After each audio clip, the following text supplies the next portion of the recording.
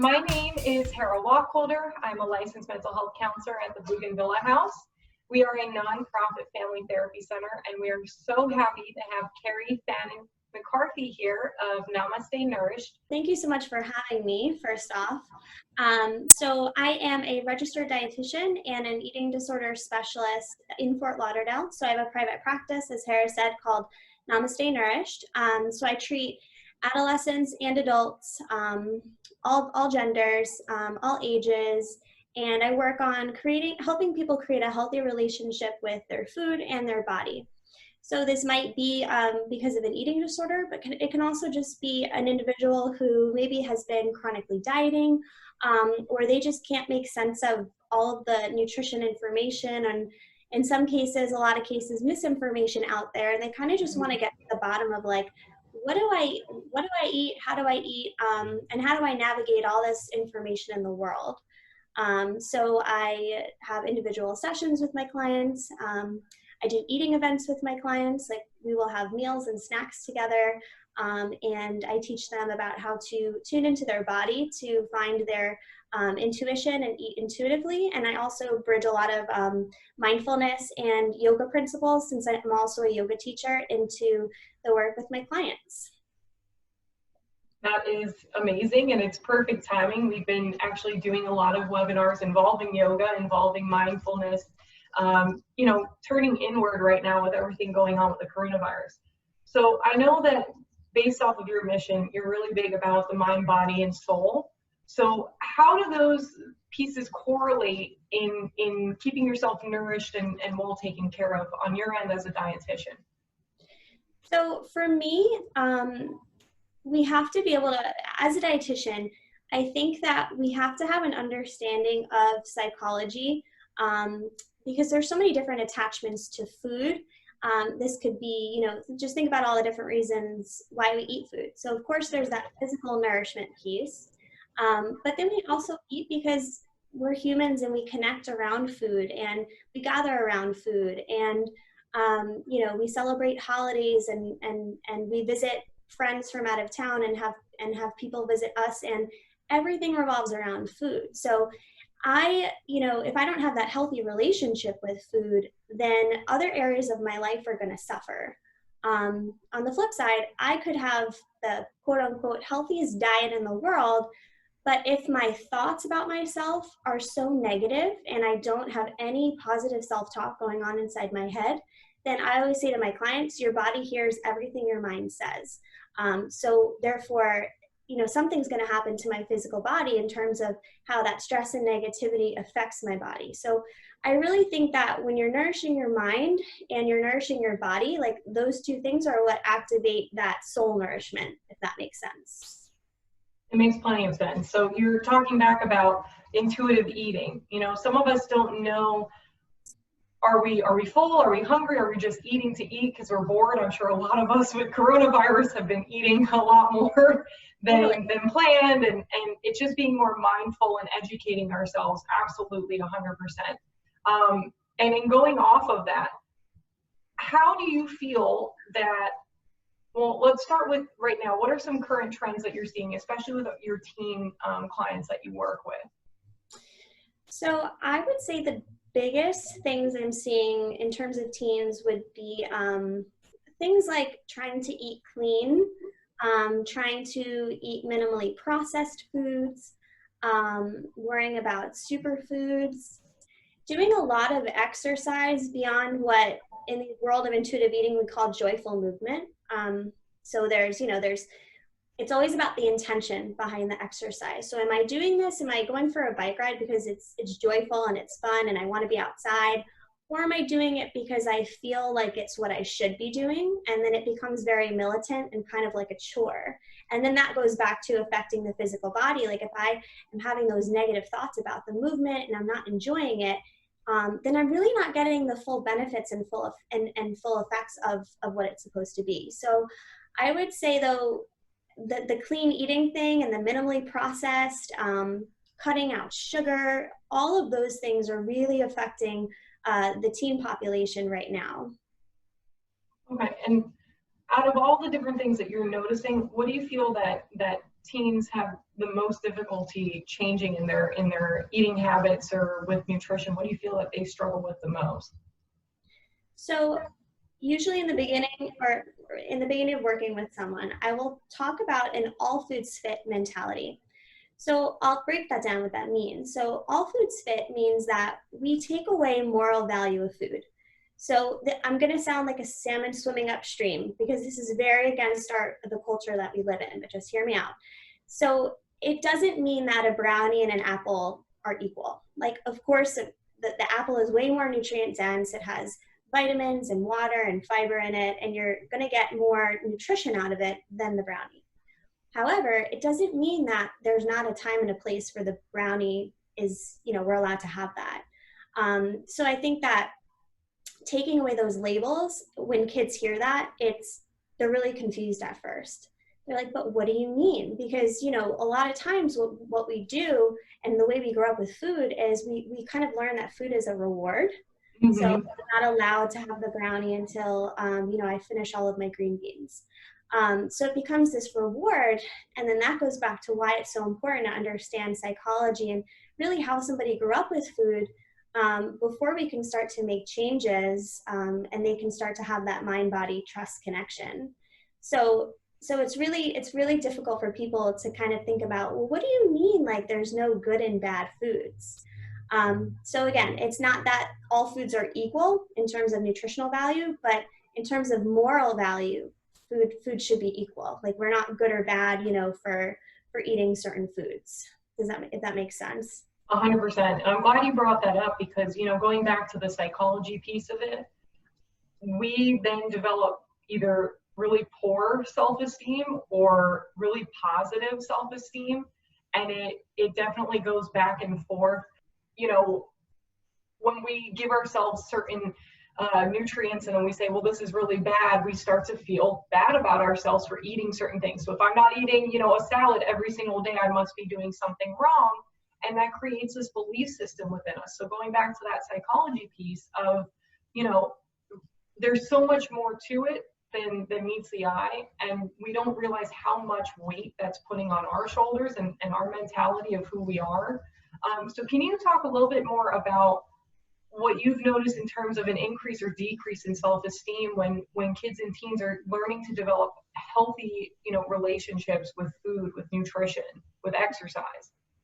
So I would say when I first start seeing kids, I think social media, and I'm sure, Harry, you see this a lot. Social media has had a huge effect on self-esteem in terms of we've made, physical attributes like so important, right? It's all about what we look like, and young girls wearing like all this makeup, which is fine, right? But it's always the intention behind it. So when there's that low self-esteem, a lot of times it's coming from the expectations in the culture. Mm-hmm. And I find that the definition of positive self-esteem is kind of like what I would call pseudo self-esteem. Like it's coming from how many likes did I get on Instagram, right, rather from like this real, true, intrinsic self-esteem. Like I believe I'm deserving of all these things because I'm a person and I'm a human just like everybody else. Not because I, got more likes than all my friends on my most recent post. Mm-hmm. So I feel like we have to I always like to ask, what does self-esteem mean? And what's the difference between like self-esteem and having self-compassion for yourself, and kind of get like the definitions of what their definition is at first, and then see how do we need to kind of shift and maybe change what self-esteem means, so that they can realize that I can build my own self-esteem and that can come from in here and not from all this extrinsic stuff that really, really doesn't matter. But that's really difficult. You were bringing up about social media, and I think it would be, we wouldn't be going through all the different steps if we didn't talk about, for instance, some of the trends. Like, let's talk about, I'm going to say it, sorry, but Kylie Jenner. Kylie Jenner is big right now. I think we have so many females that are coming in right now that are trying to, change their lips to look like hers, even though they're fillers and they're not real. We have them eating whatever it is that they tell them to eat. We have them glorifying, these fit teas that are really disturbing, or those waist trainers that are just suffocating you and Yeah. making you look a certain way when everything is photoshopped. So, Right. the expectations, you can't even meet those because those people aren't even meeting them in real life either. So we're seeing the other side of it where, all of these things have been building up and now they're struggling with starving themselves, exercising 4 hours a day so that they could try to look a certain way. And Carrie and I have worked together with different clients because I don't pretend to be something I'm not. And I know where my expertise stops and where someone else's starts.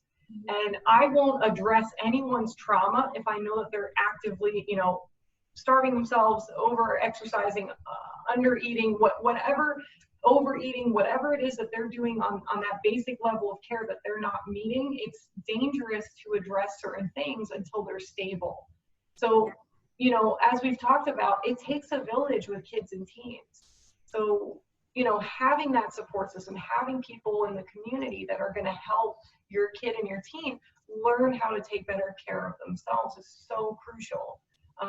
Everything that they're seeing on social media, we've talked about monitoring social media and setting limits. So what are some of the things that you recommend to parents as far as, someone that you've been seeing for quite some time that they've been having all these struggles? What are some things that you feel are important for them to grow and make progress pretty consistently? What would you need to see or have them do? In terms of self-esteem, body image? I would say just, for instance, if someone has been starving themselves and going on all these fad diets, what would be some self-care things that they would need to practice daily or weekly so that they're not going to revert back to those past patterns and habits? Gotcha. So the first thing would be, so I always tell my clients, at the end of us, I don't want to be working with you forever, right? Like that is not the goal here. The goal is for you to understand that you're the expert of your own body and that you are an individual. So these fad diets that are out there, if we all take a look at our palm right now, you'll see that the lines on your hand are unique to you. And that's not an accident. So just like our hands are unique, our body's needs are unique. So if someone has been fad dieting and maybe there's some anxiety there, hunger and fullness is going to be really confused. And so dieting really disconnects the mind and the body. So it's like the work lies between this space and we have to figure out, okay, how do we get the mind and the body back together? So in terms of self-care, it's always going to start, like you mentioned before, you can't do trauma work with someone whose physiological needs aren't being met. Right. So we have to start there. So first we go through something that's called mechanical eating. So this means, okay, we're going to start on a meal plan. Like these are the expectations but we build that together. It's not like I just have these random meal plans and I hand it to someone and say, okay, this is what you're going to eat. So we build that together. And that mechanical eating process has to happen because, like I said before, the hunger and the fullness cues are just not there. So right. If you ignore and hunger for a really long time, your body, in order to conserve energy, it starts to turn those cues off because your body says, well, if you're not going to respond to me when I tell you that I'm hungry, then I'm just going to conserve my energy and turn that system off. So at first, we have to go through that process of just having meals and snacks and creating some kind of structure. Once we do that, your body starts to realize, oh, this is cool. You're giving me what I need throughout the day. I'm starting to get some consistent energy. I can start to have a conversation with you again. And that is how we start to then go more into mindful eating, really getting a sense for how does my body feel right now. I give my clients a hunger fullness scale. So it's a scale 1 through 10, and it identifies different physical feelings, and we can also identify what are the emotions then as well at those different stages of 1 through 10.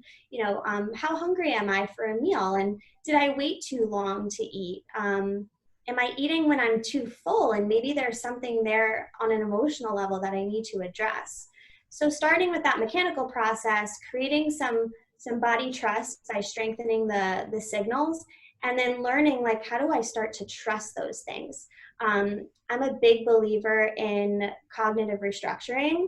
I think that it's so important to be able to journal, to write out what are those negative thoughts that I'm having, and then how do we start to shift that to something positive that I can believe, and I can start to allow my brain to take that in so that my actions are going to be different. I just have to say it'd be hilarious for any of my clients that were to be watching this at home, because they'll be shaking their fists because everything you're saying is literally what I teach. So they're like, oh, someone else agrees with this, darn it.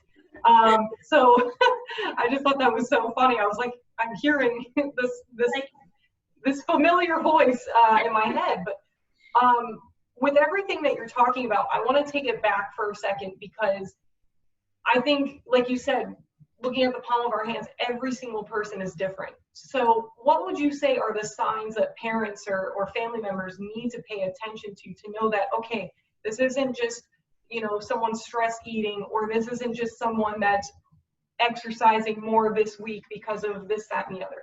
How can a parent or a family member recognize the difference between, something that's a mild situation that really just is about having better self-care versus something that can become a full-blown eating disorder or a nutritional issue?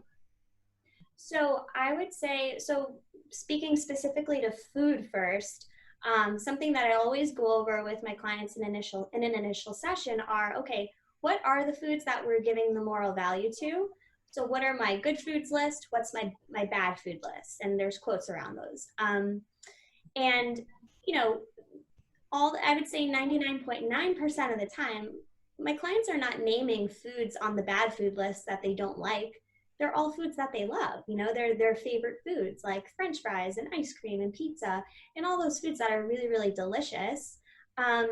So I would say for parents, just see how drastic are the changes being made with the food. Are we starting to eliminate things? Because first it can be like a domino effect of, okay, well, first I'm going to start to cut back. It could be maybe they're eating less food, and then it can, it's like a moving target. It just exacerbates itself, and all of a sudden we're eliminating food groups, and they're never having any of their favorite foods. Social situations. So are they avoiding going to birthday parties, right? Because they know that there's going to be pizza and chips there. Are they being are they isolating themselves? Are they hanging out in their room a lot? So I think when things start to shift and they're things that identify your child, like knowing, mint chocolate chip ice cream is your favorite ice cream. Like, why are you never wanting that? When you see that they're really becoming a different person, right? Like, then we have to know, okay, something's going on here.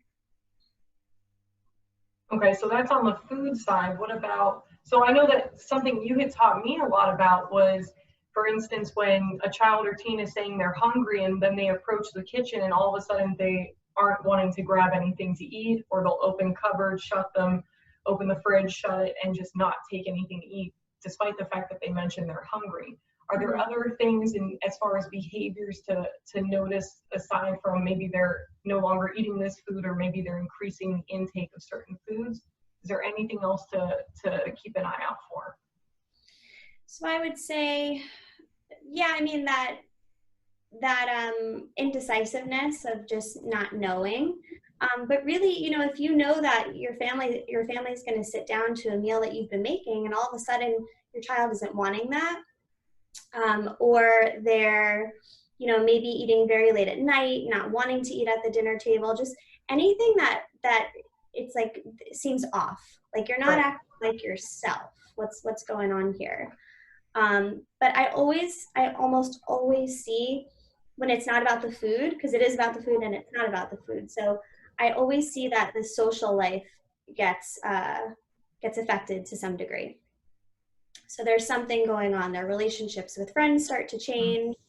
Like I said before, isolating and avoiding, not wanting to go to things that they normally would have loved to go to, because there's probably some anxiety there about wanting to not be around the food. Changing clothes a lot. like not being able to pick an outfit. Oh, okay. That's a So big one. indecisiveness across the board. Yeah, indecisive across the board, but specifically speaking to body image, changing outfits multiple times, causing them to be late to school. So that's something also to look for in terms of really negative body image. Okay. So they're not feeling comfortable in this, they change it, they again notice.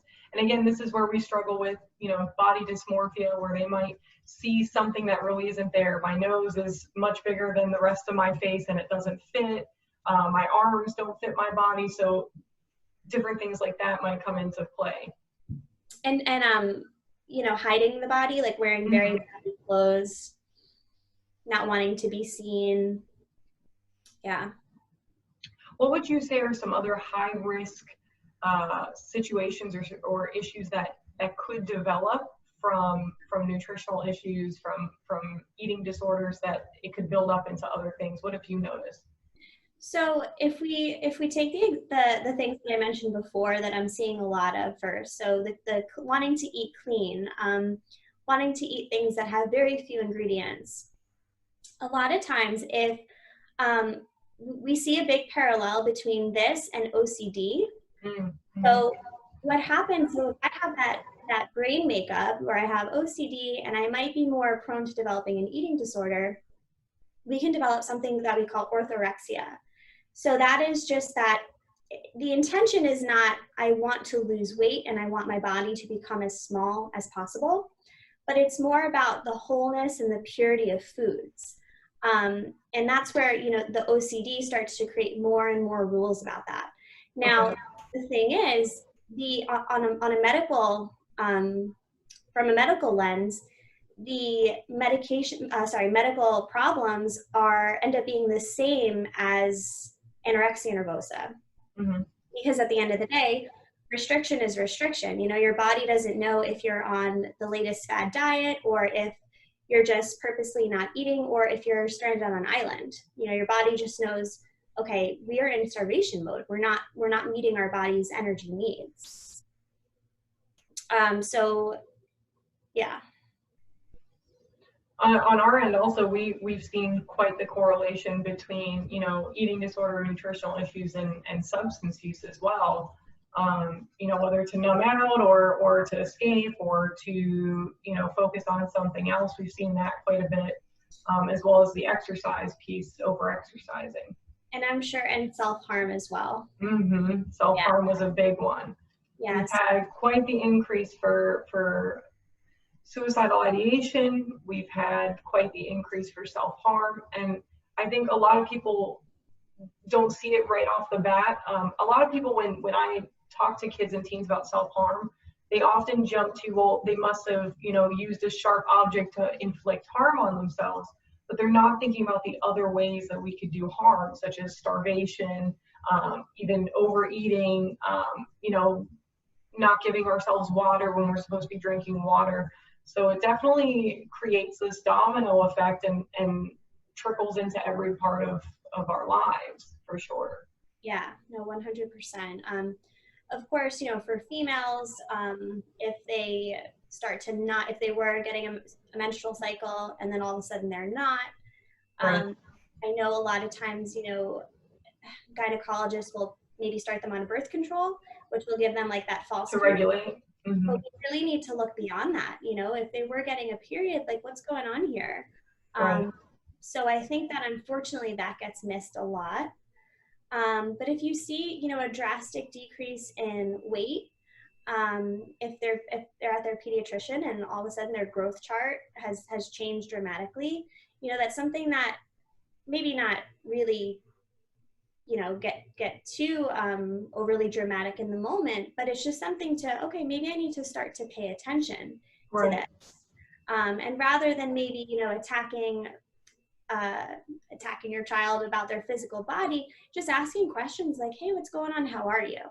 It just sounds a little different because, eating disorders, disordered eating, it's this creative adaptation for survival. So if we start to attack that too much too soon, it's still really threatened, right? Like this thing that's helping me survive is someone's trying to take it away from me.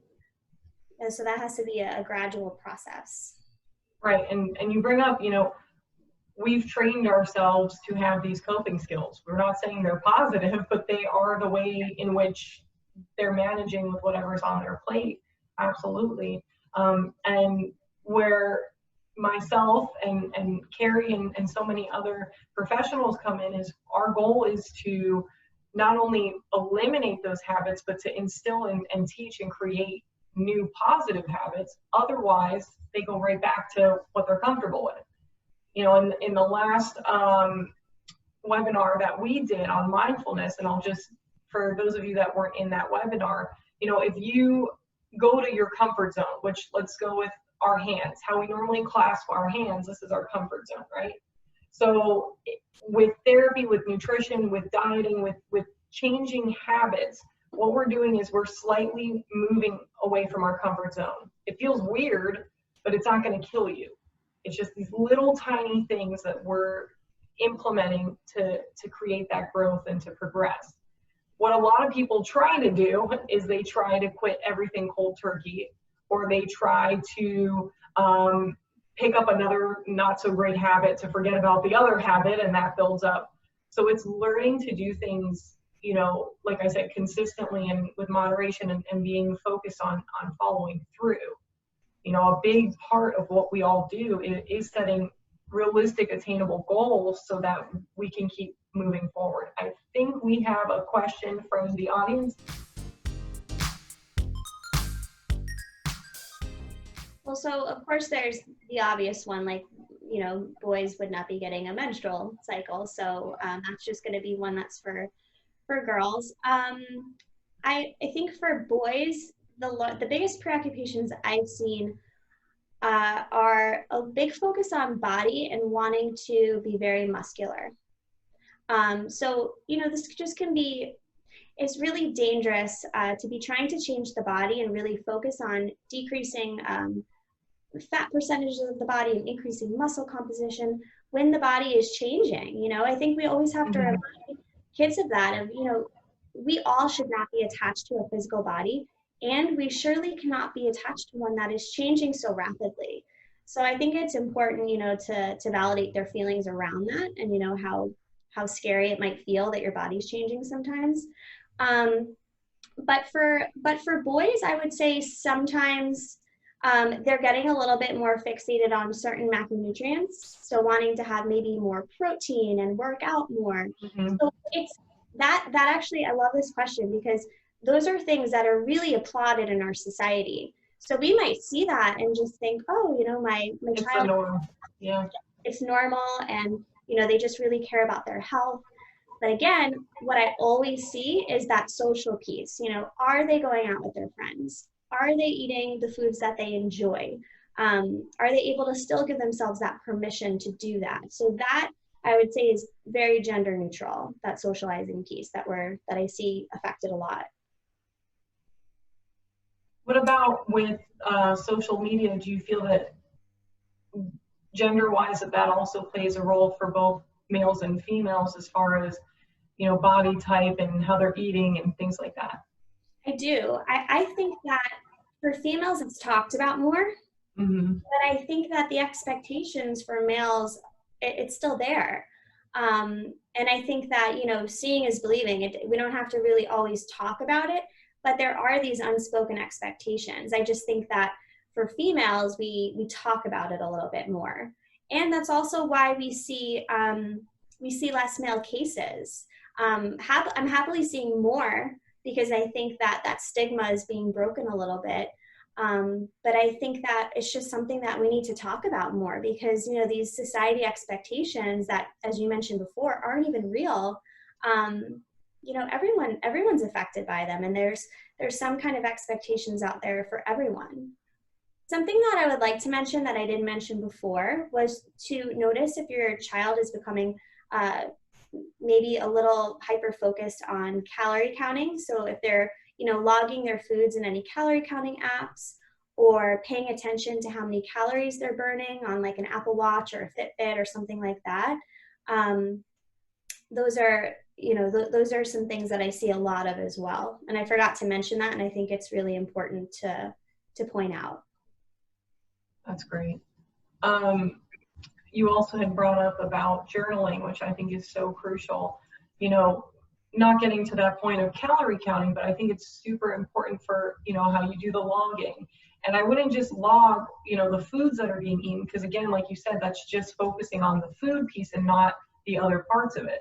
So another thing that would be recommended is even a mood log. You know, when you're depressed, are you eating more? Are you eating less? When you're stressed out, what are the patterns that you're seeing? When you're angry, when you're sad, when you're tired, you know, because again, we pick up certain things. I know that, you know, there's so many people out there that when they're stressed, they don't eat at all. And then when there are people that are stressed that literally will eat everything in their pantry.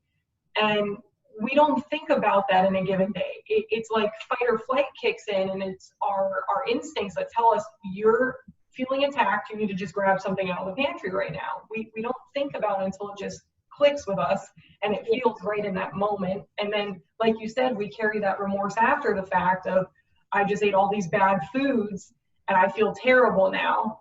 So then we beat ourselves up more and it starts the vicious cycle all over again.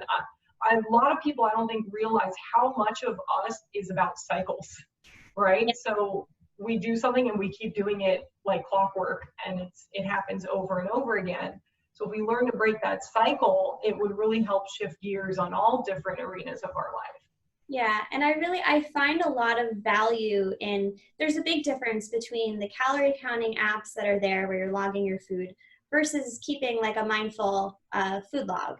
So that would be, I'm logging my food, the time I ate, the hunger fullness scale that I mentioned. You can log your hunger level before and your fullness level after, and then any emotions, like what's going on then, so that we can, or even some physical feelings. You know, I think all that stuff is really, really valuable. It helps us slow down.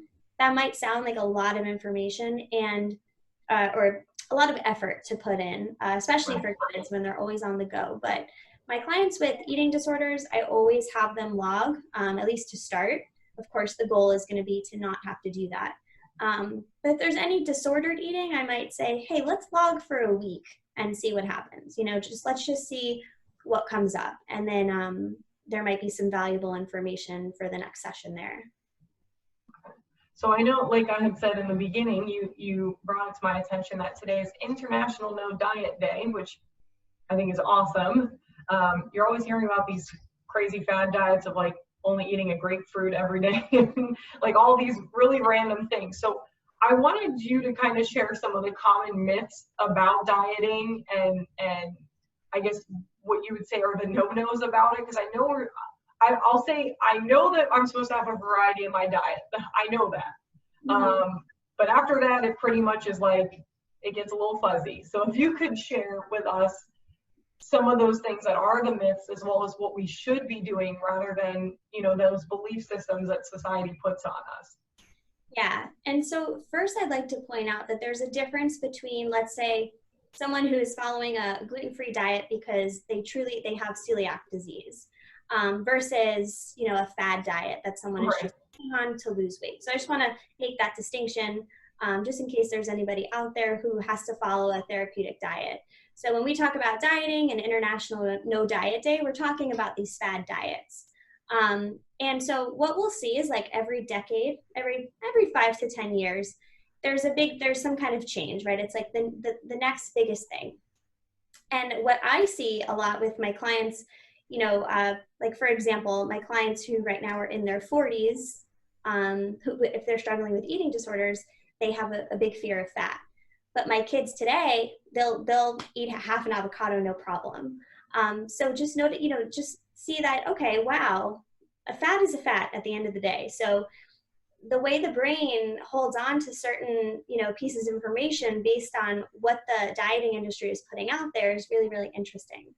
So just as I mentioned before about the hand, like, and it being very individualized, we are all so individualized. It goes beyond our hand. It's why when we see a commercial on TV and it's about some kind of drug, there's going to be, you know, 60 different side effects because we're all affected differently. So we have to first look at that. You know, the dieting industry has made, I think last year they made over $70 billion. So I don't think it would be that successful and, the rate of money making is increasing every year if diets quote unquote worked. Right. So I would like to throw a question out there and maybe ask the audience. Can we do this? Yeah, we can do it. Okay. So what percentage of people would you say have a success rate of going on a diet and losing weight after a 5-year period? So what percentage of people are able to keep the weight off that they lost longer than 5 years?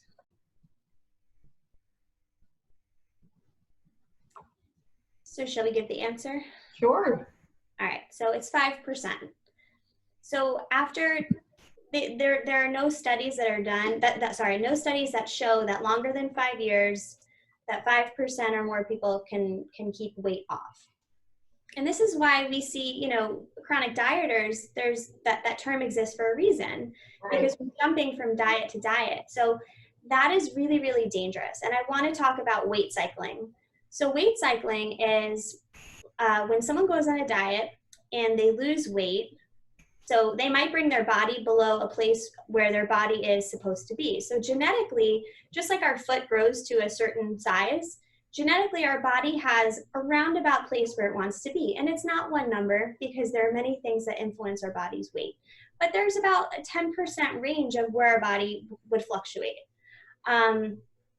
So what we see is that we lose the weight and then we find, okay, this diet's not sustainable and I don't know how to eat. So I go off the diet and then I gain the weight back. A lot of times it's more than what I initially lost. And then I'm upset with my body. So I go on another diet. And then the whole process happens again. And what we're doing is we're changing the body composition. Because when you're not meeting your energy's needs, when your body gains the weight back, it will gain fat back first because your body wants to survive.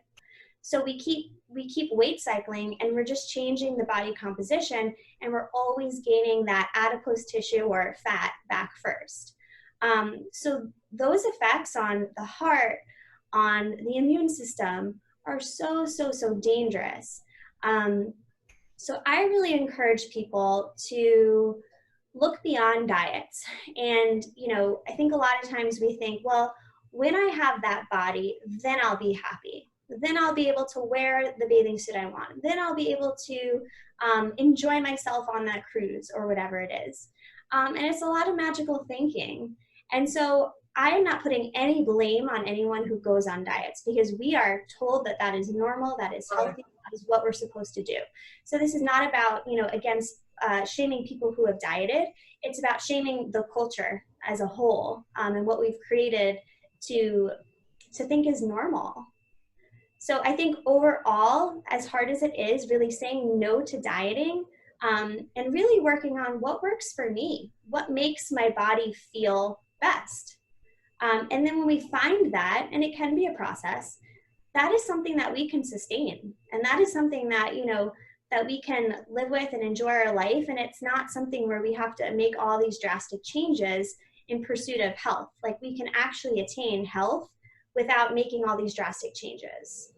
Right. Plus, look, when you talk about weight cycling, the second you get off that diet, it shifts your body again. So, a big thing we've been seeing a lot of is the calorie counting and like Weight Watchers, the points.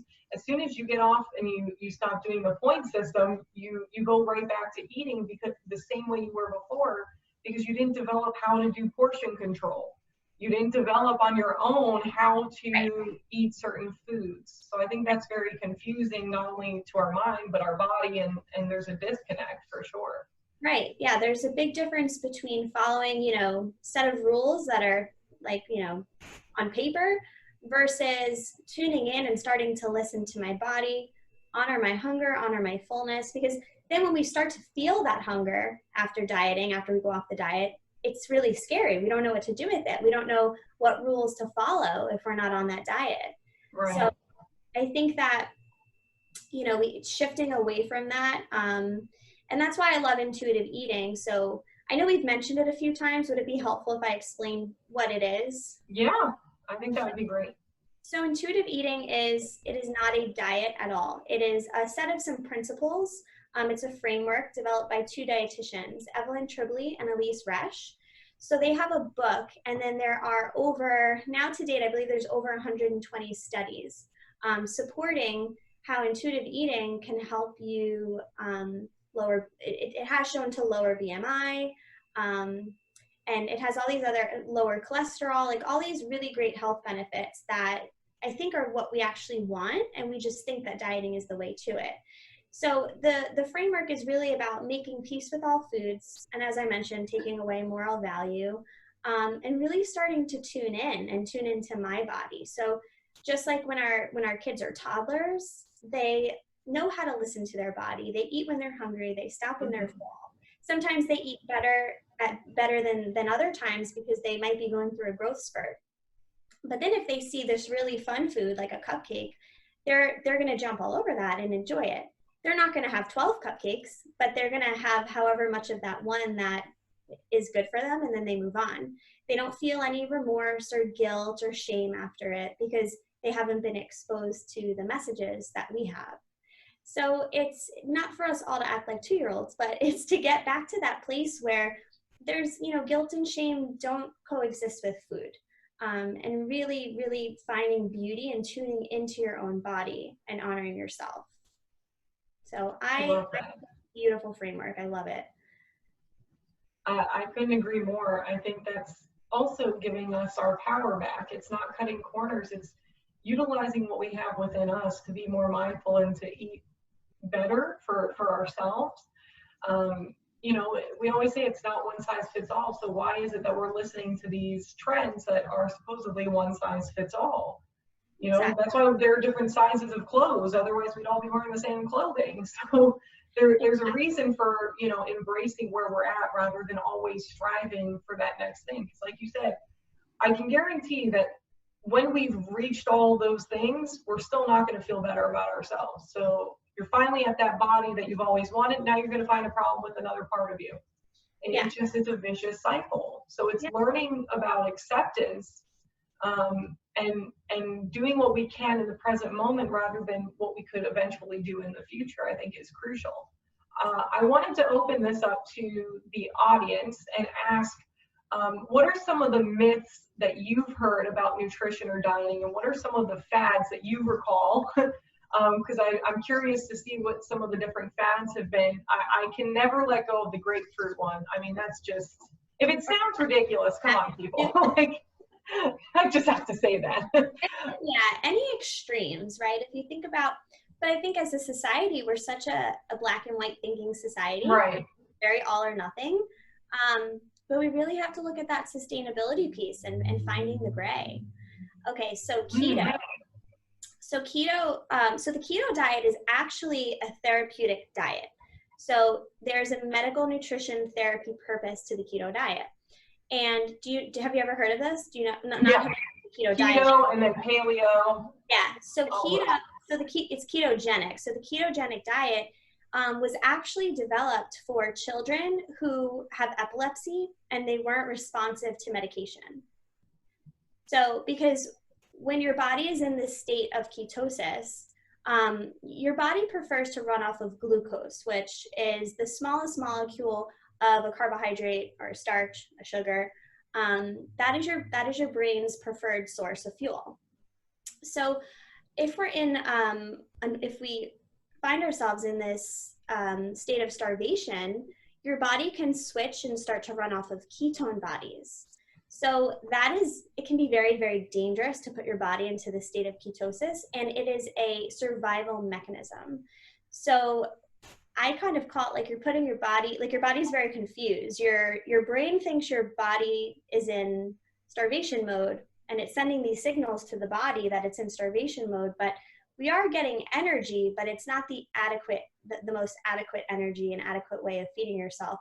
And as you mentioned before, Hera, variety, there's little variety. You're not allowed to have an array of fruits and vegetables, because fruits and vegetables, some of them have, well, mostly fruits, have starches in them and sugar. So you would be taking yourself out of ketosis then. So I just want everyone to think about that for a second. Like, wow, this therapeutic diet that was created for children with epilepsy, now adults are going on it for weight loss. So just Wow.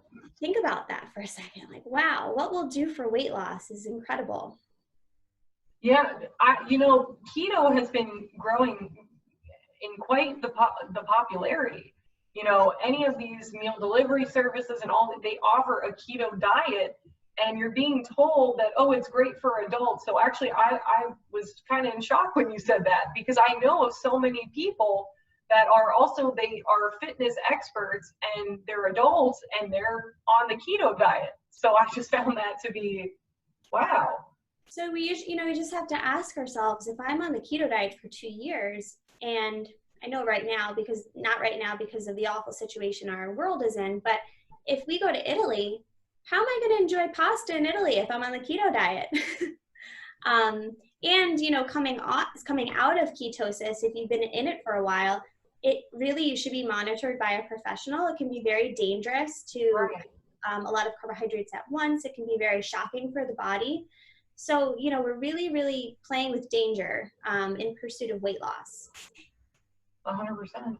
So Yeah. what about any other audience members that want to put forth any myths that they've heard, or any fads that they're aware of? There have been so many fads over the years that stick out just to me. But And you mentioned paleo before, and yeah, I think it's so interesting, because if you think about how long people lived in the Paleolithic era, not very long. So I just think it's interesting that we're striving to eat like our ancestors, when, I don't think the survival rate was like usually past mid-30s. So it's just, especially when they had no idea what fire was, and I'm sure they walked into it several times. Because we never learn from history, right? So do you know how many of our ancestors must have just literally walked into the fire and been like, that's hot, and did it again? yeah. I'm sure a lot of them. Yeah. I think the concept, if you don't go too far into it, I think it's crucial to think about, being mindful about having your fruits and vegetables, having your protein, having that fiber and the fats and everything, the healthy fats. Yeah. But I think paleo goes a little too far in the sense of, not only are you being limited in what you're eating, it's also the amount that you're eating. So you have these grown males that are eating the paleo diet, and it's like this much of a chicken cutlet. Like, it doesn't make sense. Right. No, it doesn't make sense. And I think I just also want to say about dieting is that I think dieting and weight loss and then the pursuit of health get wrapped up. And I think we need to really separate the two. There's also a concept called health at every size. I don't know if anyone out there has heard of it. The abbreviation is HAES, HAES. And it's pretty much, about let's say I was doing an initial consultation with someone on the phone and I've never seen this person in my life, I would not be judging them on the way they look. So I would not be making any kind of assumptions on what they're eating, how much they're eating, what their physical activity levels are like, because I don't know. I honestly don't know that. And I can't know that until I dive a little deeper. And so, this belief that weight and health are so closely associated, those are a lot of correlation studies and not causation studies. So the weight cycling is way more dangerous than an individual being, of a healthy or slightly higher than what's quote unquote normal body weight. And I know, again, I sound like the salmon swimming upstream, and that sounds so crazy. But I wouldn't be saying it if there was not a lot of study and research to back that up. I'm swimming with you. I love that.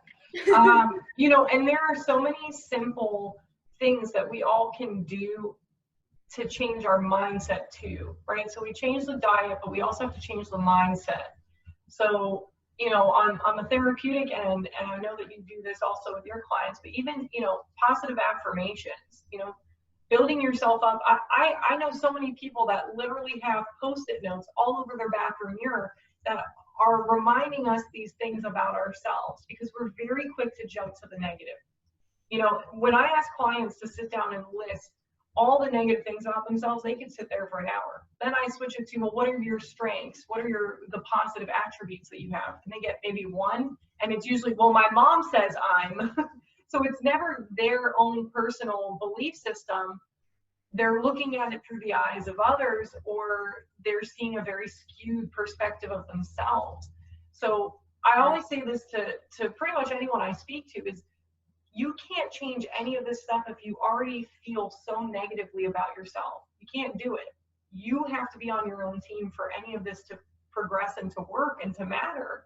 Yeah. You know, I always say, if you can't be on your own team, why else would anyone else join your team? You have plenty of people willing to sit there and say negative things about you. You have to step up to the plate and be the one that says some good things about yourself. So really, you know, I talk about this in every webinar because it's so important. You know, the second that everything is lifted and we're able to go back to our normal way of living, we're going to lose sight of a lot of the things that we've been reflecting on. You know, whether it's quality time with our friends and family, disconnecting so much from technology, you know, doing the things and getting back to basics, we're going to forget about that and go back into that normal way of living. Now is the time to really set some really strong, consistent habits that you can bring with you into that new sense of normal. And yeah, I do this a lot because we don't even know what normal is going to be like after this, but you know, we have to be working for this to work. And if it's too easy, that means it's not going to last. So it's looking at, are you looking for short-term gain, long-term pain? Or are you looking for, you know, short-term pain and long-term gain? It's very different, you know, ways of looking at it. So if we start now and we carry this with us through, you know, this year and be more mindful of it, we're able to set those as habits. So just, you know, something I wanted to stress is that there are simple ways of starting to build up our self-esteem, because if we don't care about ourselves, why are we going to care what we put into our bodies? We need to start caring. Absolutely. You know, so it's not just up to the parents, but the kids and the teens need to start developing that sense of identity and their purpose, you know, because how many times are they just going to eat something because their parents asked them to? Eventually it's going to get a little difficult. Right. Real quick, I wanted to open this up to the audience if there are any questions, comments, disagreements, concerns that either myself or Carrie can answer. Yeah, so as I mentioned, it's totally individualized, and what we're doing is we're first coming up with balanced meals. So that's part of that mechanical process. So when the system is turned off a little bit in terms of communication between the mind and the body, we always go back to, okay, we're going to start with balanced meals. So we come up with different proteins, carbs, and fats, and a fruit or vegetable that the client likes. And then we make, I do one of two ways. Either we write out that balanced meal, or we make different columns, and then it would be, okay, I'm going to pick a protein, a starch, a fruit or vegetable, and a fat, and that's going to be how my meal is put together. So we start with that balance, and then snacks, when it comes to snacks, we start with, okay, a combination of two different things. So for example, I wouldn't just have baby carrots, I would have carrots and hummus. Or I wouldn't just have a yogurt, I would have a yogurt with some strawberries or some nuts in it. So first we start with that structure. And does that mean that every single meal is always going to look like that? Absolutely not. It just means that we have to start somewhere.